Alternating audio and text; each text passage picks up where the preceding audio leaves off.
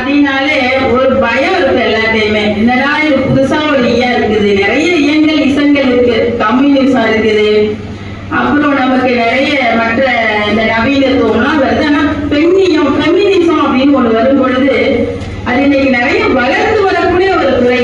Feminism வந்து எனக்கு இப்ப சமீப காலமா ஒரு 20 ஆண்டுகள்ல மிகப்பெரிய அளவுல பரவலாக எல்லோராலும் பேசப்படக்கூடிய ஒன்றாகவும் பார்க்கிறோம். இந்த வார்த்தை என்பது அந்த சொல் என்பதுதான் கிடையாது. பெண்ணியம் என்ற சொல்லு உலகளாவிய ஒரு சிந்தனைக்குரியதான். இது ஏதோ நம்ம ஊருக்கு மட்டும் தமிழ்நாட்டுக்கு மட்டும் உரியதுன்னு நம்ம எடுத்துக்க முடியாது. உலகம் முழுவதும் இருக்கக்கூடிய பெண்களுக்கான ஒரு சிந்தனையா தான் நம்ம எடுத்துக்க வேண்டியிருக்கு. ஏன்னா பெண்கள் வந்து எங்க இருந்தாலும் அவங்களுடைய நிலை, இப்ப ஐயா வந்து சொன்னாங்க பெண்கள் நிலை முன்னேறி இருக்கு. பாரதிதாசனுடைய கவிதைகள்ல பெண்களை தான் அவர் முன்னிலைப்படுத்தி இருக்கிறாரு. ஏன்னா அந்த குறுங்காவியல் 3 காவியங்கள்ல தலைமையான மாந்தர்கள் யாருன்னு பாத்தீங்கன்னா பெண்கள் தான். அது ஒட்டி கூட என்னுடைய பேச்சு இருக்கும் அப்படிங்கறது இந்த இடத்துல நான் பதிவு செய்து கொள்கிறேன். இப்ப இதுக்கு ஒரு விளக்கம் ஃபெமினிசம் அப்படின்னு சொல்றோம்ல. இந்த ஃபெமினிசம்ங்கிற சொல்லு வந்து எப்படி இது ஆங்கில சொல்ல இருக்கு. இப்ப அதை நம்ம தமிழ் படுத்தி பெண்ணியங்கிறோம். இப்ப இந்த ஆங்கில சொல் எங்க இருந்து வந்திருக்கலாம்னா ஃபெமினா அப்படிங்கிற லத்தீன் சொல்லில இருந்துதான் அந்த ஃபெமினாங்கிற சொல் ஃபெமினிசமா இருக்குது. அப்ப ஃபெமினிசம் ஃபெமினா அப்படின்னா என்னன்னா பெண்களுடைய உரிமை பேசுவதுதான், பெண்களுக்கான உரிமை. அப்ப எங்கேயோ உரிமைகள் மறுக்கப்பட்டிருக்கு அப்படிங்கிறது எல்லாத்துக்குமே. இந்த பெண்ணியம் குறித்த உரிமை முதல்ல எங்க தொடங்குச்சுன்னா பிரான்ஸ்ல பிரெஞ்சு புரட்சி ஆரம்பிக்கும் பொழுதுதான். பிரெஞ்சு புரட்சியில தான் பெண்கள் முதல்ல போராட தொடங்குறாங்க. அங்க பெண்கள் வந்து தங்களுக்கு உணவு கிடைக்கல, அந்த தொழிலாளர்களாக வேலை செய்தவர்களுக்கு உணவு, அதோட அவங்களுக்கு அந்த விடுமுறை நாள் கிடைக்கல. அதற்காக தான் தெருவுல இறங்கி போராடுறாங்க. அப்புறம் அது மெல்ல அப்படியே ஐரோப்பிய நாடுகள் அமெரிக்காவுக்கு எல்லாம் செல்லுது. இப்படியே ஒரு 1789ல இருந்து 99 வரைக்கும் நடந்த பிரெஞ்சு புரட்சி காலத்துல தொடங்கி சின்னதா தன்னுடைய உரிமைக்காக குரல் கொடுத்த அந்த பெண்களுடைய அங்கதான் தொடங்குது அந்த பெண் போராட்டம்ங்கிறது. ஒரு போராட்டம் தான் அது. ஒரு 100-150 வருடம் அப்படியே சுத்திக்கிட்டே இருக்குது. அப்படியே உலக நாடுகள் முழுக்க சுழன்று கொண்டே இருக்குது. அப்ப இதுக்கெல்லாம் ஒரு முடிவு அப்படின்னா இது ஒரு முதல் அலைன்னு சொல்லுவாங்க ஃபெமினிசத்துல. இந்த பிரெஞ்சு புரட்சியில இருந்து 1960 காலகட்டம் வரைக்குமே, அது கிட்டத்தட்ட 160 ஆண்டுகள் வரைக்கும் அது என்ன சொல்றாங்கன்னா ஒரு முதல் அலை, பெண்ணியத்தினுடைய முதல் அலைன்னு சொல்லுவோம். இந்த 2வது அலை அப்படிங்கும் போது எப்ப தொடங்குதுன்னு பாத்தீங்கன்னா சரியா 1964ல தொடங்குது. பெட்டி ஃப்ரீடன் அப்படிங்கிற ஒரு பெண்மணி, அமெரிக்க எழுத்தாளர், அவங்க பெண்கள் வட்டம் அப்படின்னு ஒரு புத்தகத்தை எழுதுறாங்க. ஒரு 20 ஆண்டு கால ஆராய்ச்சி, ஒரு பெண்ணியவாதி. அப்ப அவங்க ஒரு பெரிய மாநாடு நடத்துறாங்க. அந்த மாநாட்டுடைய பேர் NOW, NOW, அதாவது நேஷனல் ஆர்கனைசேஷன் ஃபார் விமன். அந்த பெயர்ல அந்த ஒரு மாநாட்டை நடத்துறாங்க. அப்ப அவங்க தீர்மானத்துல ஒரு 3 வகையை முதல்ல வைக்கிறாங்க. இந்த பெண்ணியத்தை பிரிக்கிறாங்க. எப்படி இந்த பெண்ணியம் எல்லாம் இருக்கு அப்படின்னா, ஏன்னா இது தெரிஞ்சாதான் நம்ம ஊர்ல இருக்கக்கூடிய நம்மளுடைய கவிஞர்கள் எப்படி அணுகி இருக்காங்க அந்த பெண்ணியத்தை நம்ம பார்க்க முடியும்.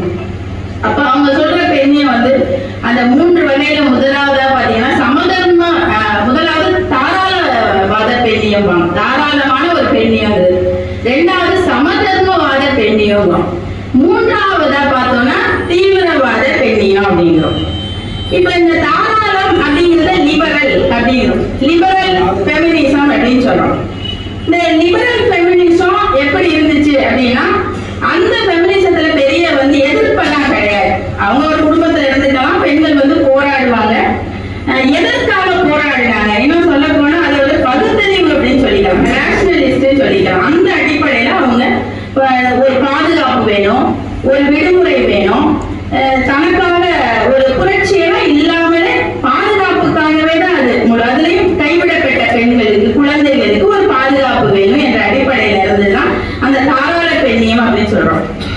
2வது இருக்கக்கூடிய அந்த வகை பெண்ணிய வகையில சமதர்ம பெண்ணியம் தான் பாத்தீங்கன்னா சோசியல் அப்படின்னு சொல்றோம். சோசியலிஸ்ட் அப்படிங்கிறது மார்க்சியம், கம்யூனிசம், அந்த அடிப்படையில இந்த சமதர்மவாத பெண்ணியத்தை பிரிக்கிறாங்க. இந்த சமதர்மவாத பெண்ணியம் என்ன சொல்றது அப்படின்னு பாத்தீங்கன்னா, நம்மளுக்கு வந்து ஆணாதிக்க சிந்தனை வந்தது, ஆண்கள் எதிரிகள் அல்ல, அதனால நாங்க ஆண்களை எதிர்க்கல அப்படின்னு சொல்லுவாங்க. ஆனா ஆண்களை கண்டிப்பாங்க. எப்படி ஏன் கண்டிக்கிறாங்கிறது காரணங்களை சொல்றாங்க. பெரும்பாலும் இன்னைக்கு தாய் வழி சமுதாயமா நம்ம முன்னாடி இருந்தோம், இப்ப தந்தை வழி சமுதாயமா ஆயிட்டோம். அப்ப தந்தை வழி சமூக அமைப்பு தானே இன்னைக்கு நாம இந்த 100 ஆண்டுகள் 200 ஆண்டுகளை நம்ம பார்த்துட்டு இருக்கிறோம். அப்ப இந்த தந்தை வழி சமூக அமைப்புல தலைவன் யாரு? ஆண் அப்படிங்கிறதுதான். நம்ம குடும்ப அட்டையிலையோ இல்ல எனக்கு நம்ம யாருடைய முன்னெழுத்தை போட்டுக்கிறதுலையோ இதுல எல்லாம் பாத்தீங்கன்னா இப்ப வெறும் அம்மாவுடைய முன்னெழுத்தை போட்டுக்கிறோம். ஆனா பெரும்பாலும் யாருடைய அப்பாவுடைய முன்னெழுத்தை தான் குழந்தைகளுக்கு நம்ம வைக்கிறோம். 2 பேருடைய முன்னெழுத்தை எத்தனை பேர் வச்சிருக்கிறோம் நம்ம யோசிக்கணும். முன்னெழுத்து அப்படிங்கிறது இனிஷியல். நம்ம பிள்ளைகளுக்கு பேர் வைக்கிறோம், அந்த பேருக்கு முன்னாடி அந்த முன்னெழுத்தை அப்பாவுடைய முன்னெழுத்து தான் வச்சிருக்கிறோம். ஒரு சில பேர் என்ன செய்யறோம், அப்பா அம்மா 2 பேரோட முன்னெழுத்தையும் வைக்கிறது ஒரு பின் நவீனத்துவ பார்வையில வளர்ந்தோம்னா நம்ம பாக்குறோம். அப்ப இந்த தந்தை அப்படிங்கிற ஒரு குடும்ப தலைவனா இருக்கிறதுனாலையும் முதலாளியா நிறைய தொழில்களுக்கு முதலாளியா இருக்கிறது யாரு? ஆண். இன்னைக்கு இன்றைய காலகட்டத்துல இல்ல, நாம வந்து இது பிரிச்ச காலம் வந்து 1964 சொல்றேன். 64னா இன்னைக்கு இருந்து நம்ம ஒரு 60 ஆண்டுக்கு முன்னாடி போய் பாக்குறோம். அந்த காலகட்டத்துல ஆண்கள் வந்து இன்னைக்கு சில நிறுவனங்களுக்கு பெண்ணும் தலைமை ஏற்று இருக்கிறார், ஆணும் தலைமை ஏற்று இருக்கிறார்கள். அதனால அன்றைய முன்னாடி வரைக்கும் ஆண் இருந்திருக்கிறாங்க அப்படிங்கிறது. அப்ப சொத்துரிமை கொண்டவன் சொத்துக்கள் யாருடைய பேர்ல இருக்குன்னா பெரும்பான்மையான ஆணுடைய பேர்ல சொத்துக்கள் எல்லாம் ஆணுடைய பேர்ல தான் இருக்குது. ஏன்னா பெண்கள் வந்து இன்னொரு வீட்டுக்கு போறோம் அப்படின்னால சொத்தெல்லாம் எழுதி வைக்க மாட்டோம். ஒரு நகையை போட்டு கல்யாணத்தை பண்ணி கொடுத்து விட்டுருவோம், அப்புறம் சீர் செஞ்சுக்குவோம், அவ்வளவுதான்.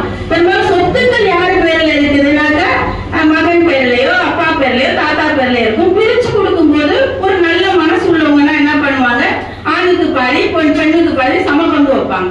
அது எத்தனை சதவீதம் எத்தனை வீட்டுல சம பங்கு கொடுக்குறோங்கிறத நம்ம யோசிச்சுக்கணும். எத்தனை பேர் நம்ம வந்து இப்ப நான் என் வீட்டுலனாக்க எங்க வீட்டுல வந்து 4 பேர், நாங்க 2 பொண்ணு 2 பையன், 4 பேருக்கு 4 பங்கெல்லாம் வைக்கல. அதனால என்னுடைய அனுபவத்தை வச்சே சொல்றேன், அப்படியெல்லாம் நம்ம யாரும் வச்சு கொடுக்க மாட்டோம். அப்ப சொத்துக்கள் யார் பேர்ல இருக்குன்னா ஆணுடைய பேர்ல இருக்கு.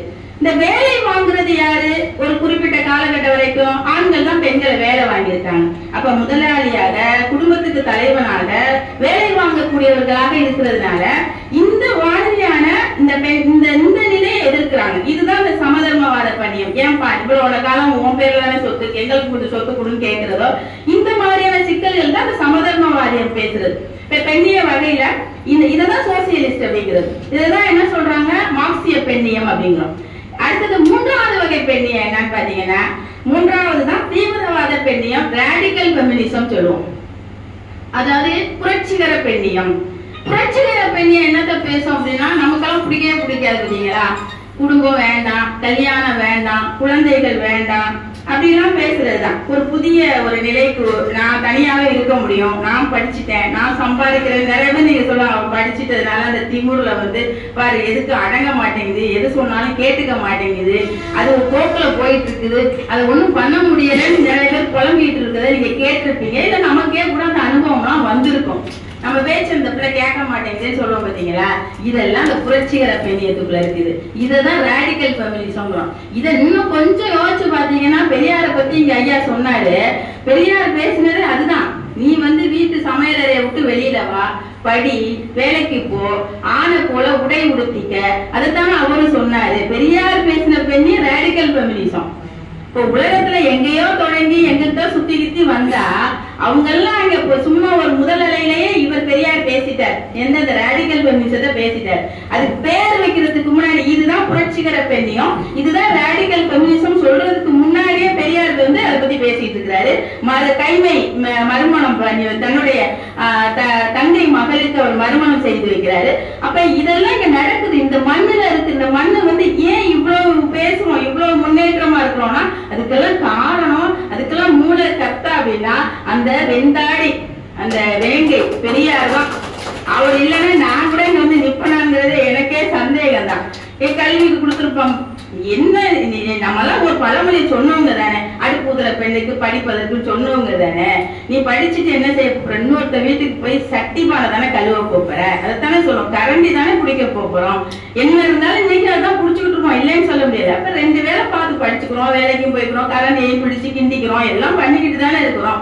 அப்ப இதுதான் இந்த ரேடிக்கல் ஒரு 3 வகையா பிரிச்சு. அப்புறம் பிற்காலத்துல இன்னைக்கு பாத்தீங்கன்னா அது கலாச்சார பெண்ணியம் வேற ஓடிட்டு இருக்கு ஒரு பக்கம். அப்புறம் அது ஆன்மீகம்னு இன்னைக்கு நிறைய வகைகள் வந்தாலும் தொடக்கத்துல அந்த பெட்டி ஃப்ரீடன் சொன்னவங்க அந்த 3 வகை தான் சொல்றாங்க. அந்த தாராளவாத பெண்ணியம் ஒண்ணு, சமதர்ம பெண்ணியம், அடுத்தது 3ஆவதா பேசுற பெண்ணியம் ராடிக்கல் சொல்லக்கூடிய புரட்சிகர பெண்ணியம் அல்லது தீவிரவாத பெண்ணியம் சொன்னோம். இந்த பெண்ணியம் வந்து உலகத்துல இதுக்கு ஒரு பேர் வச்சுட்டாங்க. இதெல்லாம் இருக்குப்பா, இதெல்லாம் இது நம்ம என்ன பேசுறோமோ இதை நீங்க இதுக்குள்ள வச்சுக்கலாம் அப்படின்னு பேர் வச்சுட்டாங்க. இந்த உலக அளவுல இருக்கக்கூடிய பெண்கள்லாம் வச்சுட்டாங்க. சரி, இந்தியாவுக்குள்ள வந்த பெண்ணியம் முதல்ல எதை பேசுனுச்சுன்னு பாத்தீங்கன்னா, இங்க சதின்னு ஒரு நிலை இருந்துச்சு. சதினா உடன்கட்டை ஏறுதல்னு ஒரு நிலை இருந்துச்சு.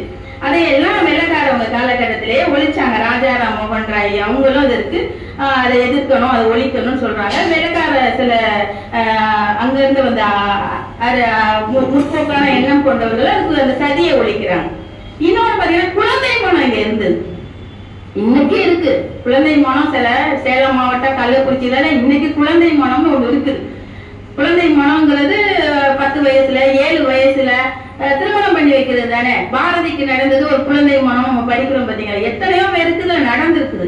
அப்ப அந்த குழந்தை மனத்தை எதிர்த்திருக்காங்க, சதியை ஒழிச்சிருக்கிறது, விதவை மனம் வேண்டும். இதெல்லாம் இந்தியாவில பேசப்பட்ட பெண் சிந்தனைகளா பார்க்கணும். இந்தியாவிலே பேசப்பட்டது, அதைத்தான் நம்ம கவிஞர்கள் சொல்றாங்க. நம்ம பாரதிதாசனும் விதவை குழந்தை மனம், விதவை மனம், அடுத்தது விதவைனா கைம்பெண்ணுக்கு மறுமணம் வேண்டுங்கிறது, அப்புறம் கல்வி வேண்டும், இதெல்லாம். அப்புறம் தேவதாசி ஒழிப்பும் நம்ம நாட்டுல தமிழகத்துல இருந்துச்சு. தேவதாசி ஒழிப்பு முறையும் இங்க நடந்திருக்குது. தேவதாசிங்கிறது அந்த பொட்டு கட்டி விடுறதுன்னு சொல்லுவோம் பாத்தீங்களா. அப்ப அது இங்க ஒரு சமூகம், அது கணிகையர் குலத்துல இருந்து வந்திருக்கு. அந்த நிலையை இங்க ஒழிக்கப்பட்டிருக்கு. அப்ப எவ்வளவு கடந்து வந்திருக்கோம் பாத்தீங்களா. இந்த உரிமை இந்த இதெல்லாம் வந்து யாரோ ஒரு நல்லவங்க, யாரோ ஒரு பெரியவங்க, யாரோ 4 பெண்கள் போராடி பேசி பல கட்டத்தை பல நிலைகளை தாண்டி தான் நம்ம இந்த இடத்துல வந்து நிக்கிறோம் அப்படிங்கிறது நம்ம இந்த இடத்துல பதிவு செய்து கொள்ளணும். அது உண்மைக்கு நம்ம வளர்ந்துருக்கிறோம். முன்னாடி இருந்த நிலையை விட பெண்கள் நிலை இன்னைக்கு மாறி இருக்கு, வளர்ந்துருக்கு. அது இல்லைன்னு நம்ம மறுக்கவே முடியாது. சரி, பாரதிதாசன் என்ன செய்யறாரு? அவருடைய கவிதைகள்ல பார்த்தோம்னாக்க முதல்ல 3 குறுங்காவியங்கள் இருக்கு. ஐயா இப்ப கொஞ்ச நேரத்துக்கு முன்னாடி சொன்னாங்க பாத்தீங்களா, பெண் கதாபாத்திரங்களை தான் அவர் வலுவா படைத்திருக்கிறாரு. அது உண்மைதான். அதுல சஞ்சீவி பருவத்தின் சாரல் அப்படிங்கிற ஒரு காப்பியம், முதல் காவியமே அதுதான்.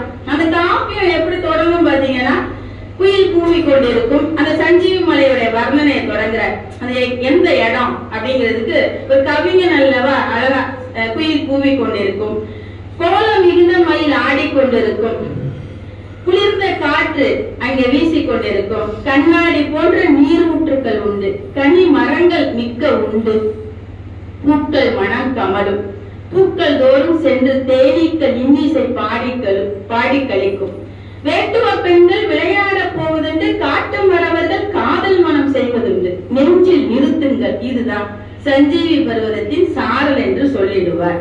அழகா சொல்லுவார். ஒரு மலை, அது என்னென்னலாம் இருக்கும், மலை பக்கமே நம்ம போனது கிடையாது, அருவியில குளிச்சதே கிடையாது நிறைய பேர். அப்புறம் எப்படி அங்க வந்து கண்ணாடி போன்ற நீரூற்றுக்கள் இருக்குங்கிறதெல்லாம் நமக்கு தெரியும். போய் ரசிக்கணும். அருவிங்கிறது நல்ல சொல்ல பாரதிதாசன் சொல்லுவார். அதெல்லாம் இன்னைக்கு வந்து நீர்வீழ்ச்சின்னு சொல்றாங்க. அந்த ஃபால்ஸுங்கிற ஆங்கில சொல்லுக்கு நீர்வீழ்ச்சியே கிடையாது. தமிழ்ல அதுக்கு அருவி என்று நல்ல ஒரு தமிழ் சொல்ல சொல்லியிருக்காங்க.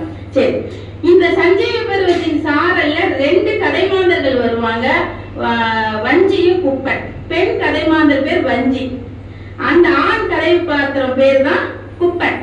குப்பன் வஞ்சியை காதலிக்கிறான். இந்த வஞ்சிக்காண்டி அந்த மலைச்சாரல போய் நிப்பான் கொஞ்ச நேரம். ஒரு மாலை பொழுது ஒரு 4 மணி இருக்கும். அந்த நேரத்துல இவ எப்ப வருவான்னு பெரும்பாலும் காதலன் காத்துக்கிட்டு இருக்கிற நிலைமை. இன்னும் எல்லாருமே அப்படிதான், காதலிக்கிற காலகட்டத்துல எங்கேயாவது ஒரு இடத்துல ஒரு பூங்காவிலேயோ ஒரு பேருந்து நிலையத்திலேயோ நம்ம காத்துட்டு இருக்கிற மாதிரி அந்த மலை பகுதி அடிவாரத்துல நிக்கிறான். வஞ்சி வந்தோம்னா அவனுக்கு அவ்வளவு மகிழ்ச்சி, வந்துட்டாடா அப்படின்ட்டு. சரின்ட்டு தொட போவான். என்னை தொடாத அப்படின்ட்டுவான். அவனுக்கு ஒரே ஷாக் ஆயிடுது. என்னடா தொட போனா, நேத்து வரைக்கும் நல்லா தானே பேசிட்டு இருந்தா, தொட வேண்டாங்கிறாளே நம்மள போய் அப்படிங்கிறான். நீ வந்து நேத்து பேசும்போது சொன்னால 2 மூலிகை, அது அந்த இடத்துக்கு என்னை கூட்டிட்டு போ அப்படின்வான். அது மலை மேல இருக்கு, அந்த மூலிகையை போய் நம்ம எங்க போய் கல்லு குத்தும், கல்லு எல்லாம் இருக்கும், முள்ளு குத்தும், மலையில எல்லாம் ஏற முடியாது அப்படின்னு சொல்லுவான். இல்ல அந்த மூலிகையை பத்தி சொல்லுவான். அது அவன் சொல்லிவிடுவான். வேற ஒரு மூலிகையை நீ சாப்பிட்டேனாக்கா உலகத்துல யார் என்ன பேசிக்கிறாங்களோ அதெல்லாம் நம்ம காதுல விழுந்து போயிடும். இன்னொரு மூலிகையை சாப்பிட்டோம்னாக்க உலகத்துல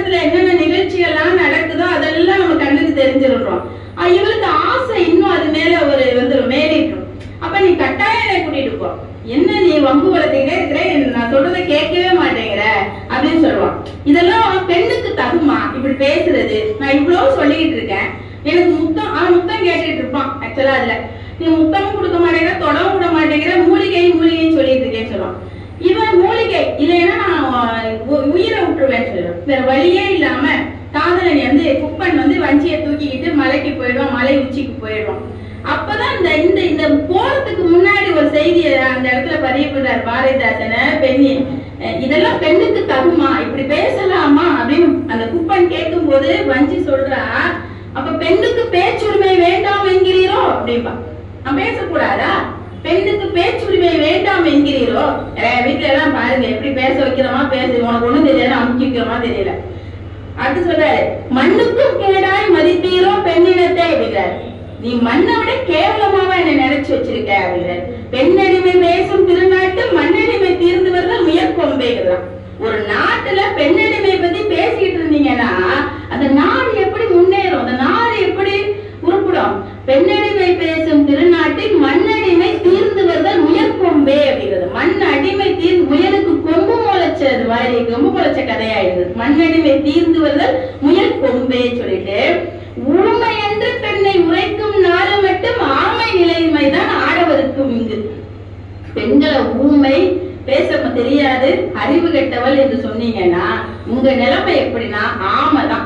ஆமை என்ன பண்றதோ அதுதான் உங்க நிலைமைன்னு சொல்லி பாரதிதாசன் இந்த சஞ்சீவி பருவத்தின் சாரில் இந்த வஞ்சிங்கிற கதை மாதிரி வழியாக அந்த குப்பன்கிட்ட பேசணும்.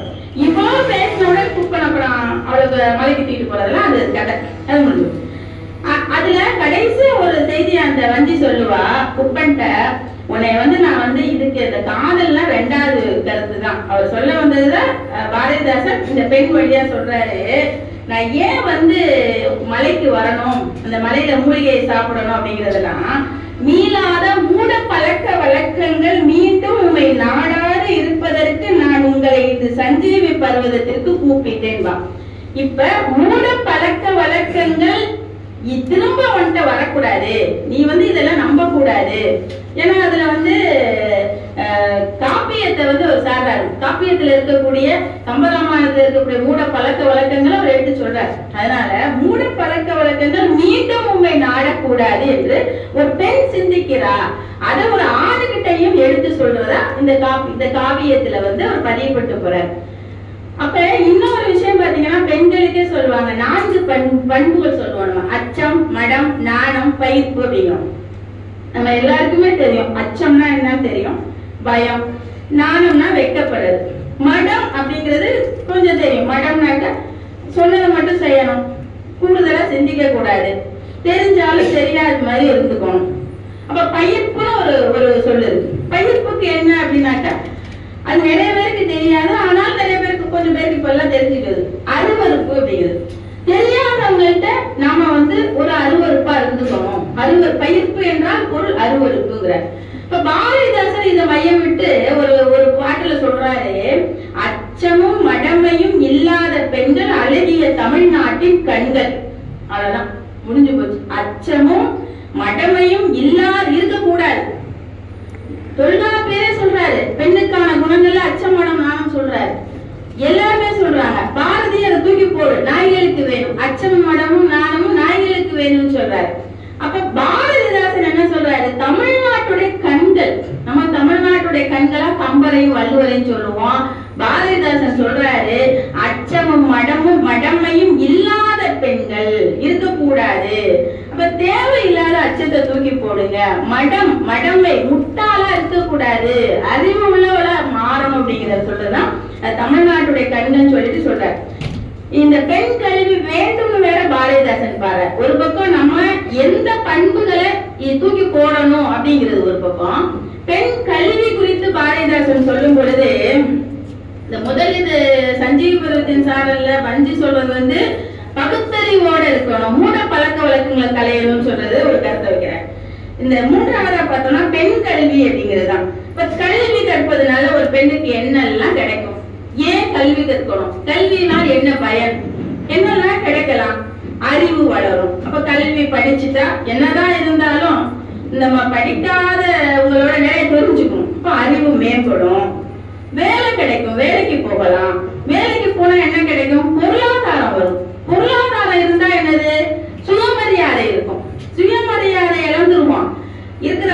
படிக்கல ஒரு காலகட்டம் வரைக்கும். இப்ப எங்க அம்மாவெல்லாம் என்னால ஒண்ணுமே படிக்கல, சமைச்சுக்கிட்டே இருப்பாங்க. வருஷம் பூரா சமையல் தான், அதை விட்டா வேற ஒண்ணுமே தெரியாது. அவங்கள சொல்லி குறையெல்லாம் இல்ல, அது அப்படி வச்சிருக்காங்க. அவங்க அப்பா என்னது, அவங்க ஏதாவது வேணும்னா அப்பாவை நம்பி இருக்கணும். கல்யாணம் பண்ணி கொடுத்துட்டா அவங்க கணவரை நம்பி இருக்கணும். கணவர் போயிட்டாருன்னா யாரை நம்பி இருக்கணும்? பிள்ளைகள்.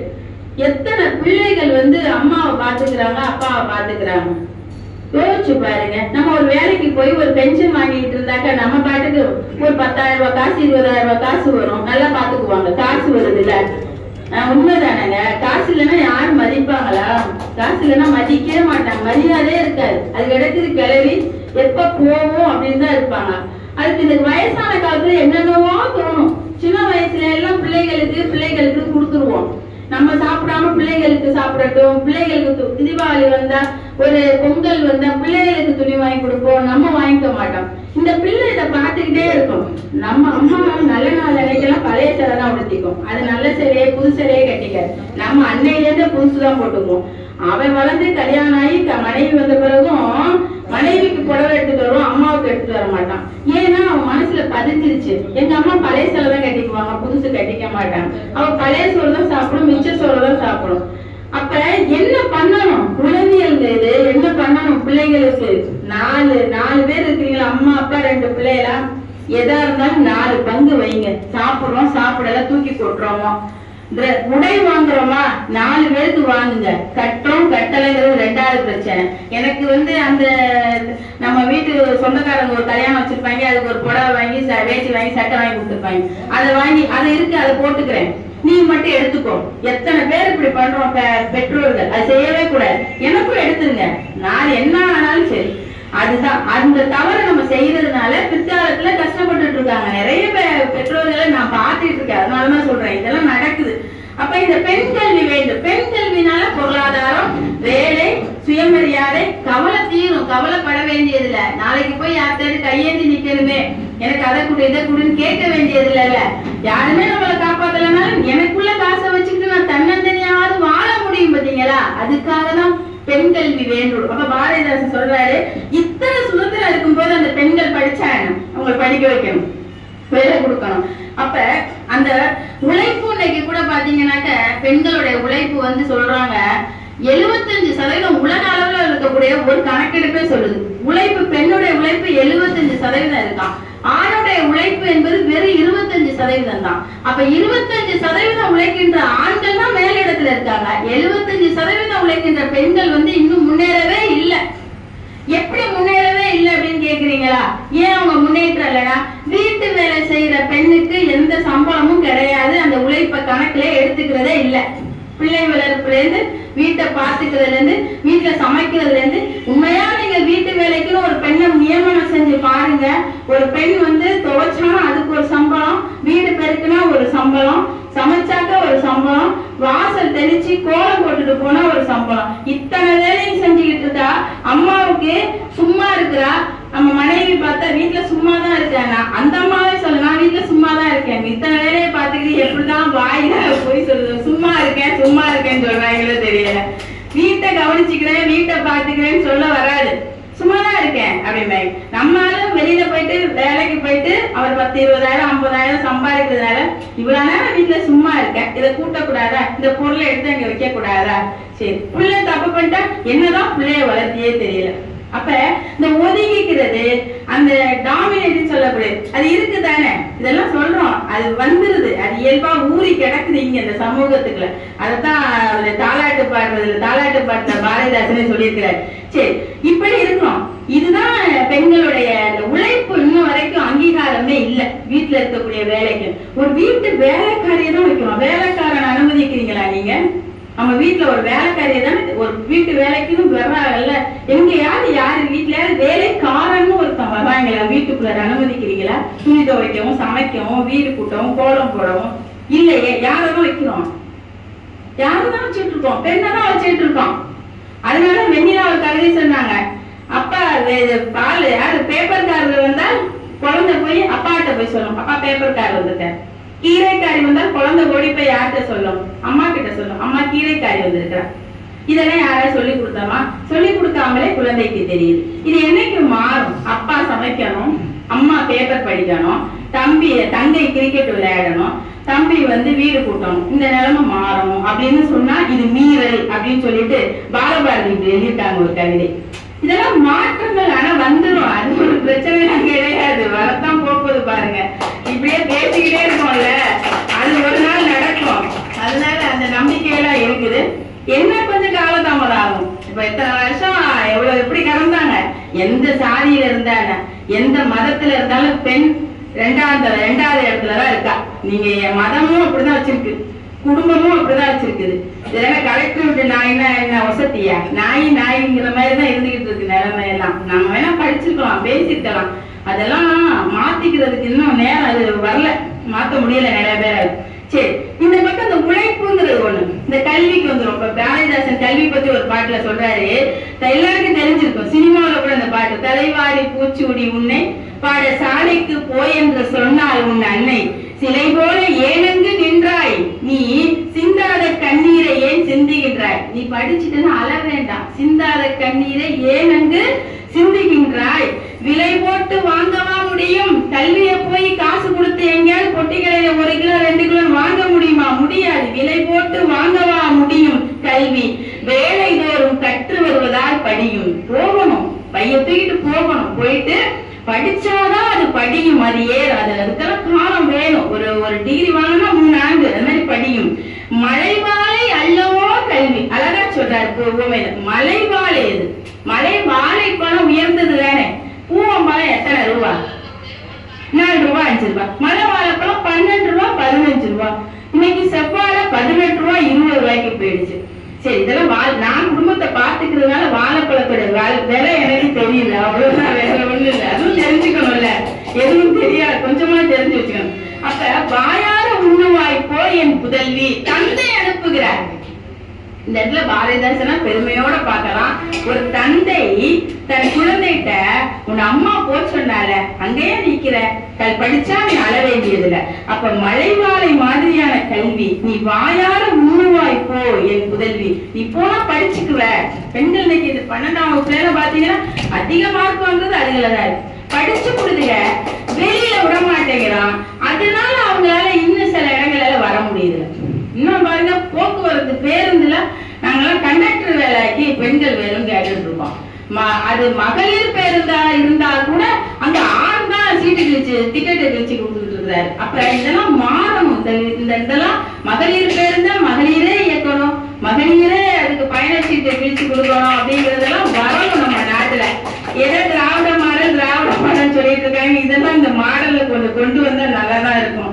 அப்போ படியாத பெண்ணால் இல்ல, உண்மைதானே நான் சொல்றது, வந்தா நல்லா தான் இருக்கும். அதுதான் ஒரு பெண் தான் சொல்றீங்க, எத்தனை மாவட்டம், எத்தனை மாநகராட்சி. நீங்க இந்தியாவிலேயே ஒரே ஒரு மாநிலத்துக்கு முதலமைச்சர், எப்பவோ ஒரு தடவை மட்டும் வந்த பிரதமர், இன்னைக்கு பாராளுமன்றத்துல 33% ஒரு ஆட்சியும் கொடுக்க மாட்டேங்குது. நம்ம பஞ்சாயத்து தேர்தலில் மட்டும் 50% வச்சாங்க. அதுவும் பெண்கள் போறோம். பெண்கள் போனாக்க பெண்கள் கையெழுத்து மட்டும்தான் போடுறாங்க. பெண்களுக்கு மரியாதை கொடுக்கறது இல்ல, பெண்களை கீழே உட்கார வைக்கிறது. அங்கே சமூக வேறுபாடு வேற. கணவர் அவர் பார்த்துக்கிறாரு எல்லாத்தையும், அவர் கூட்டம் போட்டுக்கிறாரு, அவருக்கு வண்டியில பின்னாடி உட்கார வச்சு கூட்டிட்டு போயிட்டு கையெழுத்து போட்டு. அதனால வரவேற்கணும். அந்த ஒருத்தர் அந்த நீலகிரி மாவட்டத்துல அங்க கூட ஒரு பெண் கலெக்டர் மாவட்ட தலைவரா இருக்காங்க. அதனால அதெல்லாம் வரவேற்பு எல்லா இடத்துலயும் வரணும். அப்பதான் பொதுவெளியில வரணும். நாங்க பொதுவெளியில பாதுகாப்புன்னு சொல்ல தெரியுமா? இந்த விஷயத்த இந்த இடத்துல தொடர்ந்து நான் பதிவு பண்ணிடுறேன்.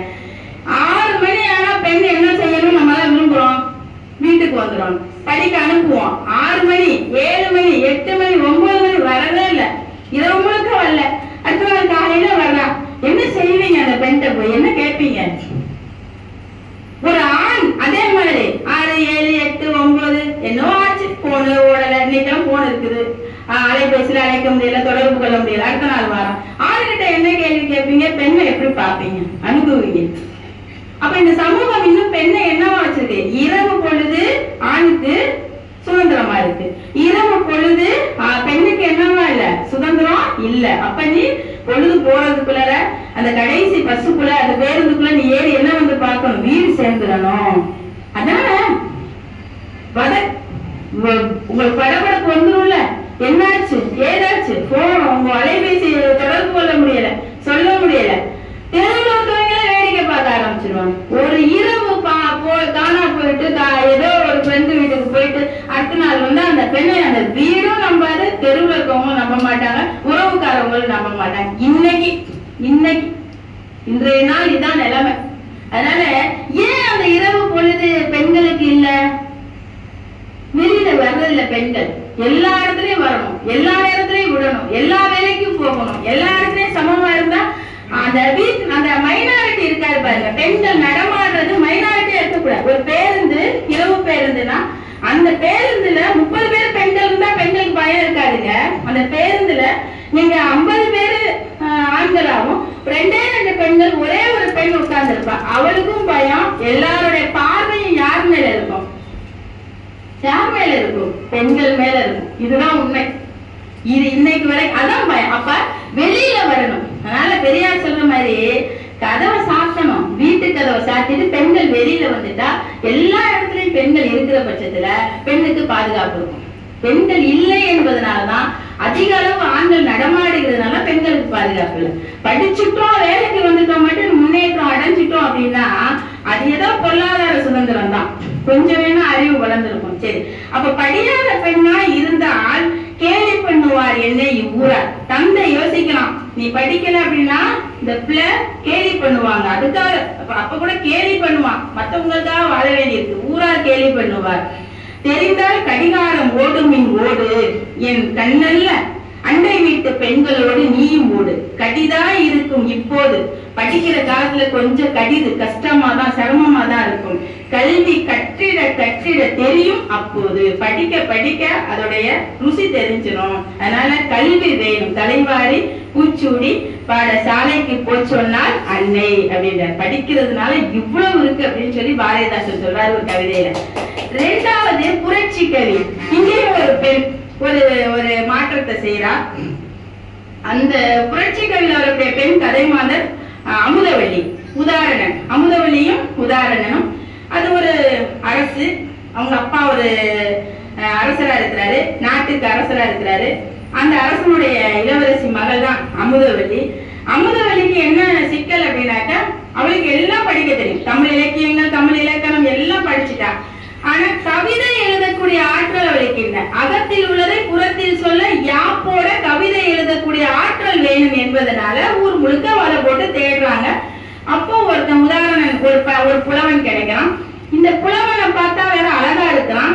இந்த பொண்ணும் அப்பவே பாருங்க, இந்த அரசனுடைய மூளை வேலை செய்து இவனோட சேர்த்து படிக்க இவன் சொல்லி கொடுத்து நேரம் உட்காந்து சொல்லி கொடுத்தாக்க இவன் வந்து காதலிச்சுட்டா ஏதாவது தப்பு நடந்து போச்சு, அதனால தேவை போட்டு படிக்க வைக்கிறான். அவன் ஒரு நாள் நிலவை பார்த்து வர்ணிக்கின்றான்.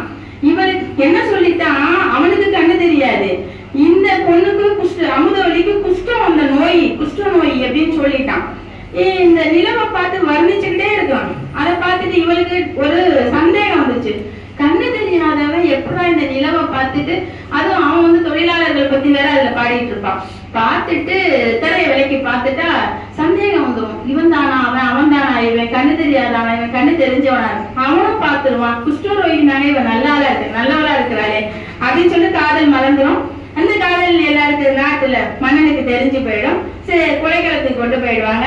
அங்க இவ காப்பாத்துவான். இவன் சொல்லுவா, காதல் வந்து 2 பேரும் மனசுக்கு காதல் வயப்பட்டாலும் அவன் மறுத்துருவான். எப்பா நீ பெரிய அரசனுடைய புள்ள மக, நான் என்னை கொண்டு விடுவாங்க, அதனால இதெல்லாம் செல்லாது, இதெல்லாம் சரியா வராதுன்னு ஒதுங்க பார்ப்பான். அப்ப தன் காதலை இவ வந்து அதை எதிர்த்து தைரியமா நின்று போராடுறா. பாத்தீங்களா? அப்ப எல்லாரும் வழக்கமா நம்ம காதலிக்கிற காலத்துல எல்லாம் ஆண்கள் தான் ப்ரொபோஸ் பண்ணுவாங்க. காதலை போய் பெண்கள்கிட்ட சொல்லுவாங்க, உன்னை கல்யாணம் பண்ணிக்க விரும்புறேன், அங்க பாக்குறது இங்க பாக்குறது, உன்னை பார்த்தேன் அப்படின்னு சொல்லுவோம். ஆனா இந்த இடத்துல இந்த பெண் வந்து நான் நிக்கிறேன் உனக்காக, உன்னை நான் காப்பாத்துவேன் அப்படின்னு சொல்றேன். அதனால கொள்வேந்தன் என் காதல் கொற்றவனை, கொல்லக்கூடிய வேந்தன் இருக்கான் பாத்தீங்களா அரசன், என் காதல் கொற்றவனை கொல்ல வந்தால் சேன் விழியால் யான் எனது செல்வாக்கால் காத்திடுவேன். என் கண்ணால வச்சு, என் கண்ணால் என்னுடைய செல்வாக்கால் உன்னை நான் காத்திடுவேன். அதனால நீ பயப்படாம கணவர்னு சொல்லி இந்த அமுதவல்லி என்ன பண்றா, உதாரணம் காதலனுக்கு நம்பிக்கை ஊற்றுறதா இருக்கும் இந்த புரட்சி கவி. புரட்சி கவி ஒரு தழுவல் காவியம் தான், குறுங்காவியம் இருந்தாலும் அதுலயும் இந்த பெண்ணிய சின்னைய ஒரு பெண் வந்து எப்படி தைரியமா இருக்கணும் அப்படிங்கிறத சொல்றாரு இதுல. அப்ப பாதுகாப்பு என்பது பெண்களுக்கு இல்லைங்கிறத நம்ம ஏற்கனவே சொன்னோம். அப்ப இந்த தைரியம் உடையவராக இந்த புரட்சி கவியில பார்க்கணும். புரட்சி கவியில இன்னொரு இடத்துல கடைசியா பாத்தீங்கன்னா அந்த பெண் வந்து என்ன பண்ணுவா, அது முடிவுல வந்து அது வந்து ஒரு மன்னராட்சிய முடியாட்சியை வந்து குடியாட்சியா மாற்றக்கூடிய ஒரு காவியமா இருக்கும். இவருடைய பேச்சால் மக்களே திருந்திருவாங்க, நாட்டு மக்களே திருந்தி வந்துருவாங்க அப்படிங்கிறதுதான். அதனால இல்லை உனக்கு அதிகாரம், தந்தைய பார்த்து கேட்பா, மகள் கேட்கிறா, உனக்கு அதிகாரம் இல்லை இவனை கொள்ளுவதற்கு, மக்கள் பேசட்டும், மக்களுக்கு யோசிக்கட்டும், ஏன் நிலையான் பிழை விளைக்கவில்லை, அவன் ஒரு தவறும் செய்யவில்லை, அவன் எதுக்கு நீ கொல்ல போற அப்படின்பா. அப்ப மக்களுக்கே அதிகாரம் என்றும் மன்னனுக்கு அதிகாரம் இல்லை என்றும் அந்த இந்த கவிதை வழிய இவ வாய் வழியா சொல்ல வைக்கிறாரு புரட்சி கவிஞர் பாரதிதாசன் அமுதவல்லி வழியாக. அப்ப இந்த மக்களாட்சி தத்துவத்தை பேசுற பெண்ணா இந்த அமுதவல்லி காணப்படுறா அப்படிங்கிறதா மக்களாட்சி தத்துவத்துக்கு எடுத்துக்காட்டு. அந்த பெண் பேசுற மக்களாட்சியோட தத்துவத்தை பேசுறதுதான் புரட்சி கவி அப்படிங்கிறோம். அப்ப இன்னைக்கு நம்ம ஏற்கனவே நம்ம சொன்னது போல இங்க என்ன கூட்டத்துல சொன்ன மாதிரி நம்ம ஆட்சி அதிகாரத்துல எந்த அளவுக்கு இருக்கிறோம், எவ்வளவு உரிமை கிடைச்சிருக்குது, எவ்வளவு பொறுப்பு. அதுலயும் யாரோ எனக்கு என்னன்னா யாரோ ஒருத்தர் வந்து ஒரு பொறுப்புல இருந்தாலும் அவங்களை தூக்குற வேலையை நிறைய பேர் செஞ்சுட்டு இருக்கோம். அவங்கள வந்து குருவக்கேடி பண்றது, அவங்கள வந்து ஏதாவது சொல்லி அவங்களுக்கு ஏதோ ஒருத்தர் 2 பேர் தான் இருக்காங்க பெண்கள் வந்து நாடாளுமன்றத்துல சட்டமன்றத்துல எல்லாம். இங்க ஒரே ஒரு சட்டமன்றத்துல ஒரே ஒரு அமைச்சர் தான் இருக்காங்க. சட்டமன்றத்துல ஒரு அமைச்சர் தான். அந்த அமைச்சர் பேரெல்லாம் நம்ம அந்த இடத்துல சொல்லக்கூடாது, அமைச்சரா இருக்காங்க. சரி, அதே மாதிரி அங்கேயும் நம்ம எத்தனை பேர் இருக்கோம்ங்கிற பாத்துக்கணும். அப்ப எத்தனை பேர் நம்ம எத்தனை எண்ணிக்கையில இருக்கிறோம், அப்ப எத்தனை எண்ணிக்கை கொடுக்குறாங்க, அப்ப அந்த சதவீதம் எல்லாம் நம்ம வந்து அதெல்லாம் நம்ம பார்க்க வேண்டியது. அப்ப ஆட்சி அதிகாரத்தில் பெண்களுக்கு இல்லை அப்படிங்கிறத நம்ம அந்த மக்களாட்சி தத்துவம் புரட்சி கவியிலிருந்து நம்ம அதையும் எடுத்துக்க வேண்டியதெல்லாம் பேசணும். நம்ம இப்ப 3வது எடுக்கக்கூடிய ஒரு காவியம் பாத்தீங்கன்னா வீரத்தாய் அப்படிங்கிறதான். அந்த காவியத்துடைய தலைப்பே வீரமான தாய் தான். நாட்டை காப்பாற்றுற பொறுப்புல அவ வந்துட்டான். ஒவ்வொருத்தருக்கும் ஒரு பொறுப்பு கொடுக்குறாரு. ஒருத்திக்கு மூட பழக்க வழக்கங்களை பேசணுங்க, இன்னொரு விதமாக்கு காதலனை காப்பாத்துறது, மக்களை வந்து மக்களாட்சி தத்துவத்தை பேச வைக்கிறது. 3வது வீரத்தை என்னன்னா அதுவும் ஒரு நாடு, அந்த நாட்டுல ஒரு சேனாதிபதி வந்து வஞ்சகமா சூழ்ச்சியா நாட்டை அபகரிக்க நினைக்கிறான். கணவனை வந்து ஒரு தவறான பழக்கத்துக்கு, அந்த அரசனை தவறான பழக்கத்துக்கு அலையும். அப்ப இதை அறிந்த அந்த ராணி வீரத்தாய் என்ன பண்றா, விஜயராணி அவ தப்பிச்சு ஓடிடுறா. ஓடிட்டு எப்படியாவது நாட்டை காப்பாற்றணும் பதுங்கி இருக்கிறா. அப்ப அந்த நாட்டுடைய கஜானா வந்து திறக்கிறதுக்கு யாருக்கு முடியல.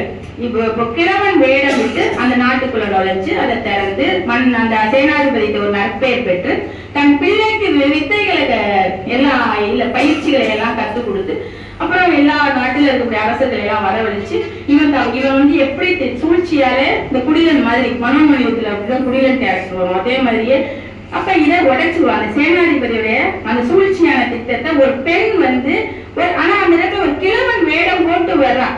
அந்த விஜயராணி வேடம் விட்டு அதை எல்லாத்தையும் ஊராருக்கு நாட்டினருக்கு அம்பலப்படுத்துற ஒரு செயலை செஞ்சவதான் விஜயராணிகள். அப்ப அவ சொல்லுவா, தன் மகனை வந்து மகனுக்கு ஒண்ணுமே வித்தையெல்லாம் ஒண்ணு ஒரு படிப்பறிவு எதையும் சொல்லி கொடுக்க கூடாதுங்கிறது அவன் சூழ்ச்சி தானே, நாட்டை அபகரிக்கிறது.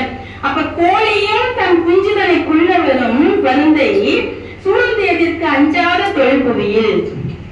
உண்மைக்கு பருந்து வந்துச்சுன்னா கொஞ்சம் தூக்கிட்டு ஓடி போயிருந்தான். இந்த புவி உலகம் அப்படித்தான் இருக்கு. ஆடவரை பெற்றெடுத்த தாய் குலத்தை, இந்த ஆடவர்கள் இன்னைக்கு இருக்காங்கல்ல, பேசுறாங்க, இன்னைக்கு எல்லாம் முதன்மையா வச்சிருக்கிறோம்ல, ஆடவரை பெற்றெடுத்தவரே யார்? தாய் குலம். அந்த தாய் குலத்தை, பெண் குலத்தை துஷ்டருக்கு புற்றெடுத்த நச்சரவை புல்லனவே எண்ணி விட்டான். ஒரு வெறும் புல் அப்படின்னு அவன் நினைச்சிட்டான். ஆனா நம்ம சொல்லுவோம், ஒரு பழமொழி சொல்லுவாங்க, சீறி வரும் பாம்பை நம்பலான்னு சொல்லுவீங்க, ஆனா அந்த பாம்பு கூட விஷம் வச்சிருக்கும். அந்த பாம்பு மாதிரிதான் இந்த பெண்கள் அப்படின்னு இந்த கவிதையில பாரதிதாசன் பதிவிடுறார். பெற்றெடுத்த தாய் குலத்தை, பெண் குலத்தை புற்றெடுத்த நச்ச அறவை புல்லெனவே எண்ணி விட்டான். அந்த சேனாதிபதியை திட்டுவான். அந்த மாதிரி அந்த கவிதை இருக்கும், அந்த பதிவு பண்றாரு. அப்ப மகனை காக்கின்ற பொறுப்பு, நாட்டை காக்கின்ற பொறுப்பு வந்து யாருக்கு இருக்குன்னா அந்த நாட்டு அந்த ஒரு பெண் விஜயராணிங்கிற ஒரு கதைமாந்தர் வழியாக வீரத்தாய் காவியத்துல பாரதிதாசன் பதிவிட்டு இருக்கிறத பார்க்க முடியாது. அன்னையும் ஆசானும் ஆறுயிரை காப்பானும், அன்னையும் ஆசானும் ஆறுயிரை காப்பானும் என்னும்படி அமைந்தது. இப்படியே பெண்ணுலகம் ஆகும் நாள் என்னாலோ அந்நாளே குடும்பம் போகும் நாள் இன்ப புதிய நாள் எல்லாம் என்று உரைப்பேன்றார். எல்லாரும் காப்பாத்து, அன்னையும் ஆசானும் ஆறு உயிரை காப்பானும் என்னும்படி அமைந்தீர். இப்படியே பெண்ணுலகம் ஆகும் நாள் எந்த நாள் அப்படிங்கறத அந்த காவியம் நமக்கு காட்டுது. இந்த 3 காவியங்களுமே 3 விதமான பெண்கள் 3 விதமான கருத்துக்களுக்காக போராடுறதா பதிவிட்டிருக்கிறத பார்க்கிறோம். அடுத்தது இன்னொரு கவிதை, காதலை தீர்த்த கட்டுப்பாடுன்னு பாரதிதாசன் ஒரு கவிதையில சொல்றாரு. அது என்ன கவிதைன்னு பாத்தீங்கன்னா கைமையை பத்தி தான். ஒரு சின்ன வயசுல ஒரு திருமணம், குழந்தை திருமணம் நடந்துருது, தாலி அறுத்தாச்சு. அந்த பெண் வந்து ஒருத்தனை காதலிக்கிறார், பருவம் அடைஞ்சாச்சு. அப்ப ஒரு காதலனோட இரவு பேசிட்டு இருக்கா. அவன் பேர் வேலன். வேலனோட பேசிட்டு இருக்கான். வேலனோட பேசிட்டு இருக்கிறத அவ தாய் பார்த்தா. தாய் பார்த்துட்டு யார்கிட்ட போய் சொல்றா? வீட்டுல இருக்கவங்க, தன் கணவன்ட்டையும் மகன்ட்டையும் சொல்லிடுறான். உடனே அந்த வீடே கொதிச்சு எடுத்துருது. அவன் எங்கோ வெளியூருக்கு போயிட்டான். அந்த அடுத்த நாள் இவன் ஒரு கடிதம் எழுதி வைக்கிறான். அந்த கடிதம் எப்படி எழுதுறா பாருங்களேன். காதலனுக்கு எழுதுறா, வேலனுக்கு எழுதுறா. என்னருமை காதலரே, கடைசி சேதி என தொடங்கும் அக்கடிதம். அப்படிதான் தொடங்கும், கடைசி சேதி. என் அருமை காதலரே, கடைசி சேதி. நேற்று இரவு அவர்கள் இருவரும் பேசிக் கொண்டிருந்தத என் அம்மா பார்த்துட்டா. அம்மா போய் அண்ணன்ட்டையும் தந்தைட்டையும் சொல்லிட்டா. உடனே தந்தை சொல்றாராம், குடும்பத்தின் பெயரை கெடுக்க வந்தவளே அப்படிங்கிறாராம். கொடியவளே, விஷப்பாம்பே. ஒரு பெண் காதலிச்சதுக்கு எம்பூட்டு வார்த்தை பாருங்க, விஷப்பாம்பே, கொடியவளே, கெடுக்க, என் குடும்பத்தை கெடுக்க வந்தவளே. அடிச்சுக்கிட்டு அழுகுறாரு தந்தை. அண்ணன் ஒரு பக்கம், ஐயோ அசிங்கமா இருக்கு, கிணத்துக்குள்ள போய் நான் விழுந்து சாக போறேன்னு போறான். சாகல, திரும்பி வந்தாமா. படுபாவி அப்படின்னு சொல்லிட்டு, தாலியற்ற பிறகும் பழுது செய்யலாமா? தாலி அறுத்தாச்சு, தாலி இல்ல, பழுது குற்றம் செய்யலாமா? தாய் ஒரு பக்கம் அடிச்சுக்கிறா. எல்லாம் போச்சு, தீயாய் கொளுத்தி வயிறு எரியுது, தீயா கொளுத்துற. இந்த தெருவுக்காரங்க ஊருக்காரங்க எல்லாம் என்ன சொல்லுவாங்களோ தெரியலையே அப்படின்னு சொல்லிட்டு மூதேவி. யார மூதேவினா வேற, நம்ம எல்லாம் வந்து முப்பெருந்தேவிய சொல்லுவோம். இந்த இடத்துல பாரதிதாசன் மூதேவின்னு திட்டுறதுக்கு தான் அந்த சொல்ல போட்டிருக்கிறாரு. மூதேவி அம்மா சொல்றா. அண்ணன் தந்தை சொல்றாரு, உன்னை கொன்னு போடுறான் பாரு. நிறைய நடக்குது, கழுத்தறுத்தே போட்டுருவாங்க. அப்ப கொன்னு போட்டுருவான் பாருன்னு தந்தை சொல்ல. அண்ணன் சொல்றான், கொடுவான எடுத்துக்கொண்டு அந்த வேலனை வெட்டுகிறேன் பாரு. அவன் தானே வந்தான் அப்படின்னு சொல்லிட்டு அவனை அண்ணன் அப்படிதான் பண்ணுவாங்க. அருவாளை தூக்கிக்கிட்டு அவன்கிட்ட சண்டை போட போவாங்க. அப்பா என்ன சொல்றாரு, பிள்ளைய வெட்டி போடுறாங்க. இதுதான் நடக்கும். அப்ப அந்த பொண்ணு அடுத்து எழுதுறா, வேலன் கடிதத்தை படிச்சு முடிச்சுட்டான். ஐயோ, இப்ப எப்படி முடிக்கிறா பாருங்களேன். தொல்லை வேண்டாம் துறக்கின்றேன். கடித முடிவுல எழுதுறா வேலனுக்கு. காதல், என் உயிரே காதலரேன்னு சொல்றாலும் என் உயிர் காதலரே. தொல்லை வேண்டாம் துறக்கின்றேன். இன்று இரவில் கடலில் வீழ்ந்தே. கடல்ல போய் விழுந்து நான் செத்தவாப்பா. இவங்க தொல்லையெல்லாம் பெரும்பாடா இருக்கு. நீ உனக்கு ஒரு கடிதத்தை நான் எழுதி வச்சுட்டேன்னு சொல்லு. இந்த கடிதத்தை அவன் கொடுத்த உடனே படிச்சு பார்த்துட்டு வேக வேகமா ஓடுறான். அந்த கடற்கரைக்கு ஓடுறான். அப்படியே ஊரா கொஞ்சம் அங்க அக்க பக்கத்துல இருந்தவங்களும் சேர்ந்து ஓடுறாங்க.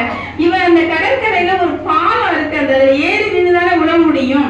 எப்படியோ ஒரு கற்பனையில பாரதிதாசன் ஒரு கடலை நினைச்சிருக்கிறாரு. அதுல என்ன இருக்குது, பாலம் இருக்குங்கிறாரு. நான் கடல்ல பாலம் எல்லாம் பார்த்தது இல்லை. ஆனா அவர் சொல்றாரு, நம்ம வந்து என்ன இருக்கும், கப்பல் போக்குவரத்துக்கு நடப்பாத மாதிரி இருக்கு. எங்கேயோ போயிட்டான். போய் மேல ஏறி அந்த நுனியில நின்றுகிட்டு சொல்றா அந்த பெண் கடற்பாலத்திட்ட. கடைசியா நின்று வாய் விட்டு அலறுகிறார். இங்கதாங்க கொடுமை. அவள் என்ன சொல்றா, என் மனம்தான் இறந்தார், என்னை மனம்தான் இறந்து போயிட்டார், என்னை கட்டிக்கிட்டவன் செத்து போயிட்டான், என் குற்றம் அல்ல. அவன் செத்ததுக்கு என் குற்றம் அல்ல. இறந்தவுடன் மங்கள நான் தாலி போச்சு, நல்ல ஆடைகள் கிடையாது, புனைமலர் குங்குமம் அணிகள் போனதுண்டு. எந்த அணிகளும் போட்டுக்க கூடாது.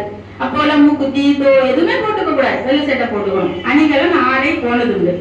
பெண் உடலும் உயிரும் போனதுண்டோ, எல்லாம் போச்சு.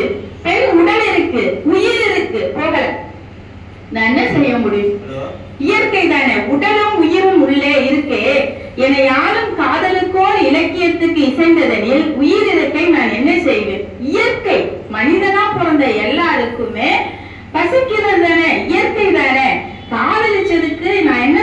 முடியும் அப்படின்னு சொல்லி அலறிட்டு, உலகம் பெண்ணை படைத்திருக்கிறது, மண்ணில் காதலும் இருக்கிறது. கட்டுப்பாடு எதற்கு? இந்த உலகம் ஆணையும் படைக்குது, பெண்ணையும் படைக்குது. பெண்ணுக்கு காதல் வரக்கூடாது, கட்டுப்பாடு போட்டு வச்சிருக்கு. என்னடா உலகம் அப்படின்னு சொல்லிட்டு இந்த பாட்டு நல்லா இருக்கும். ஆடவரின் காதலுக்கும் பெண்கள் கூட்டம் அடைகின்ற காதலுக்கும் மாற்றம் உண்டோ? காதல்ல மாற்றம் உண்டா? இவர் காதல்ல வசதி, பெண் காதலிச்சா அது உயர்ந்தது அல்ல, அப்படி ஏதாவது இருக்கா? காதல் காதல் தானே, அதுக்கு ஒரே மாதிரி நிலைமை தானே. பேடகன்ற அன்றிலை போல், பேடகன்ற அன்றில் பறவை தன் பெண் பறவை கொஞ்சம் பிரிஞ்சிட்டா கூட புட்டு துடிச்சு போயிடுமா? பேடகன்ற அன்றிலை போல் மனைவி செத்தால் பெருங்கிழவன் காதல் செய்ய பெண் தேடுகின்றான். பாரதிதாசன் கைமை மறுமணம் வேண்டும் அப்படிங்கிறதுக்கு அவன் ஒரு அன்றில் பறவை மாதிரி மனைவி செத்து போயிட்டா காதல் செய்வதற்கு பெண் தேடுகின்றான், காதல் செய்ய பெண் கேட்கிறான். ஆனா இவள் வாடாத பூ போன்ற மங்கை நல்லாள், வாடாத பூ போன்ற இளமையோட இருக்கிறான். அவன் பெருங்கிழவன், கிழவனாயும் பெண் கேட்கிறான். இவன் இளமையா இருக்கிறா, வாடாத பூ போன்ற மங்கை நல்லாள், மணவாளனை பிறந்தால் பின் மனத்தல் தீரும். ஒரு பெண் இளமையா இருக்கிறா, இளமை காலத்துல கணவன் செத்து போயிட்டான், மறுமணம் செய்து கொண்டால் தீரோ. ஏன் வீட்டுல அவ்வளவு எதிர்ப்பு? தாய் மூதேவிங்கிறா. அண்ணன் என்ன செய்யறான்? அவளை போய் வெட்டி போடுவேங்கிறான். தந்தை என்ன சொல்றாரு? நீ இவ்வளவு ஒரு கேவலமான செயலை செஞ்சுட்டு உடனே வெட்டி போட்டுறேங்கிற. அப்ப என்ன தீதோ என்று கேட்டுட்டு, பாடாத தேனீக்கள் உழவாத தென்றல் பசியாத நல் வயிறு உண்டோ? யாரு தேனி பாடாம இருக்கா? பாடாத தேனீக்கள் எப்படி எழுதியிருக்கிறாரு பாருங்க கவிதையில. பாடாத தேன் இயற்கைக்கு ஒரு விதி. தேனியில ஏதாவது தேனீக்கள் பறவைகள்ல அந்த ஆண் பறவை செத்து போச்சுன்னா பெண் பறவை என விதவை போட மாட்டேங்குது. விதவைங்கிற சொல்லே பெண்ணுக்கு மட்டும்தான் இருக்குது. விதவன் அப்படின்னு எழுத முடியல, யாருமே சொல்லல.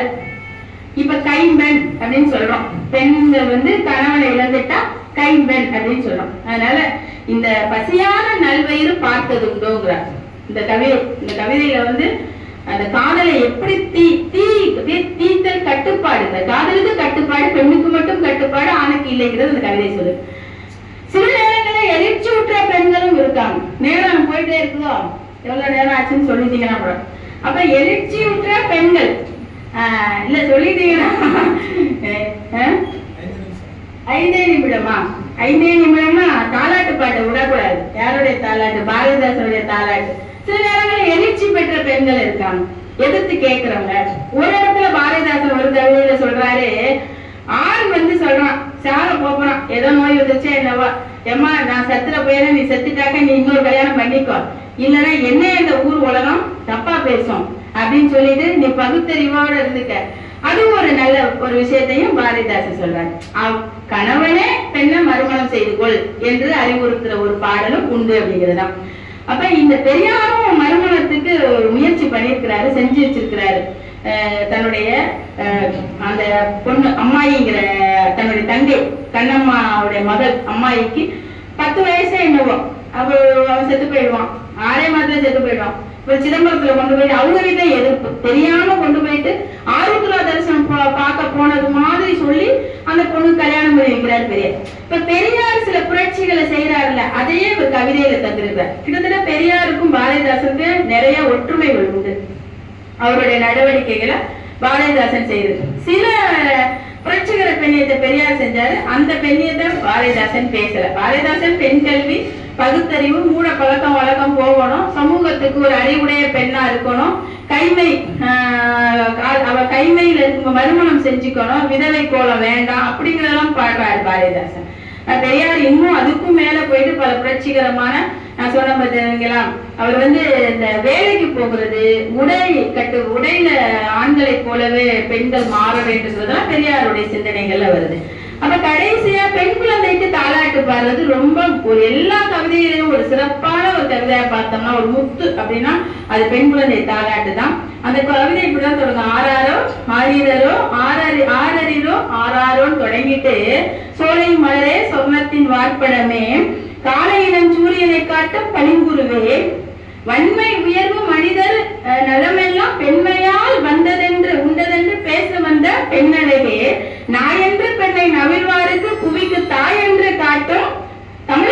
வாய்த்தவளே. தமிழ்நாட்டுக்கு நீ ஒரு இந்த மாதிரி ஒரு புரட்சிய சொல்ல வந்தவ, நாயின்னு உன்னை எல்லாரும் சொல்றாங்க, தாய் என்று சொல்ல தமிழ்நாட்டுக்கு வாய்த்தவள் நீ. வெண்முகத்தில் நீளம் விளையாடி கொண்டிருக்கும் கண்கள் உறங்கு கனியே உறங்கு, அதெல்லாம் அந்த தாலாட்டுக்கானதை போடுறாரு.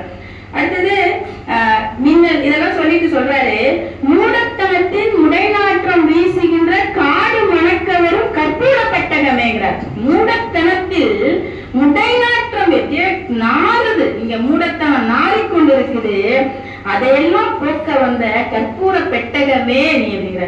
ஒரு தொட்டியில தூங்குற குழந்தைக்கு இந்த நாட்டு சமுதாயம் நாறிக்கிட்டு இருக்கு, நீ வந்துதாமா இதெல்லாம் போக்கணும்னு சொல்றாரு. அப்ப குழந்தைக்கு தாலாட்டு பாடினா தூங்கும், கொஞ்ச நேரம் முடிச்சுக்கிட்டே இருந்துட்டு குழந்தை தொட்டில தூங்க ஆரம்பிச்சிடும். இப்படியெல்லாம் பாடினா அது எப்படி தூங்கும் அந்த குழந்தைங்கிற கேள்வியையும் நம்ம யோசிக்க வேண்டியிருக்கு. வேண்டாத சாதி இருட்டு வெளுப்பதற்கு துண்டா விளக்காய் துளங்கும் பெருமாட்டிக்கிறார். சாதி இருட்டை வெளுப்பதற்கு ஒரு துண்டா விளக்காய் இந்த பெருமாட்டியன்னு சொல்லிடுறார். புண்ணில் சரம் எடுக்கும் பொய்மதத்தின் கூட்டத்தை கண்ணின் கனல் சிந்து கட்டளிக்க வந்தவளே அப்படிங்கிறார். இங்க பொய்மதங்கள், பொய்மத கூட்டங்களுடைய எத்தனையோ இருக்கு, மத சிக்கல்கள் இருக்கு, மத மூட பழக்கம், அதையெல்லாம் போக்க வந்தவளே, கட்ட அழிக்க வந்தவளே. தெய்வீகத்தை நம்பும் திருந்தாத பெண்குலம், இங்கதான் இன்னும் பெண்களே திருந்தாத ஜென்மங்களா இருக்காங்க. அப்ப தெய்வீகத்தை நம்பக்கூடிய திருந்தாத பெண்குலத்தை உயிர்க்க வந்த உவப்பேங்கிறது. பெண்களை திருத்துறதுக்கு நீதான் வரணும். தொட்டில கிடக்கிற குழந்தைகிட்ட பாடுற தாலாட்டுல இந்த பெண் குலத்தையே திரும்ப வைக்கணும். எல்லாம் கடவுள் செயல் என்று தொடை நடுங்கும் பொல்லாங்கு தீர்த்து புதுமை செய்ய வந்தவளேங்கிறார். எல்லாம் கடவுள் செயல், ஏதாவது நடந்து போச்சுன்னா எல்லாம் கடவுள் செயல், எல்லாம் கடவுள் நினைச்சிருக்கா நடந்து போச்சு, அதெல்லாம் இல்ல, விதியை மதியால் வெல்லணும் அப்படிங்கிறவங்கள. அப்ப கடவுள் செயல் கடவுள் மேல பழிய போட்டுட்டு நம்ம சும்மா உட்காந்துக்கிறது. அதுதான் பாரதிதாசன் சொல்றாரு, எல்லாம் கடவுள் செயல் என்று தொடை நடுங்கும் பொல்லாங்கை தீர்த்து புதுமை செய்ய வந்த புதுமை பெண் நீ அப்படின்னு சொல்லிட்டு, வாயிலிட்டு தொப்பை வளர்க்கும் சதிக்கிடங்கை கோயில் என்று காசு தரும் கொள்கை தவிர்ப்பவளே. கடைசியா சொல்றாரு, முடிக்கிறாரு பாரதிதாசன் இவ்வாறு, சாணிக்கு பொட்டிட்டு சாமி என்பார் செய்கைக்கு நாளை உறங்கு, வெக்கப்பட்டு உறங்கு. சாமி இருக்குல்ல, சாமியை புடிச்சு பொட்டு வச்சு சாமி என்பாருடைய செயலுக்கு வெட்கப்பட்டு உறங்கு, நகைத்து நீ கண்ணுறங்கு அப்படின்னு சொல்லி பெண் குழந்தைய தாளாட்டுறாரு பாரதிதாசன். அதனால பாரதிதாசனுடைய கவிதைகள்ல பெண்ணியம் என்ற தலைப்புல அவர் பேசின ஒரு சமதர்மம், ஒரு தாராளவாத பெண்ணியம் அப்படிதான் இருக்கு அப்படிங்கறத சொல்லி இந்த வாய்ப்பினை நல்கியவர்களுக்கும் கேட்ட உங்களுக்கும் நன்றி பாராட்டி நிறைவேற்றிக் கொள்கிறேன். நன்றி, வணக்கம்.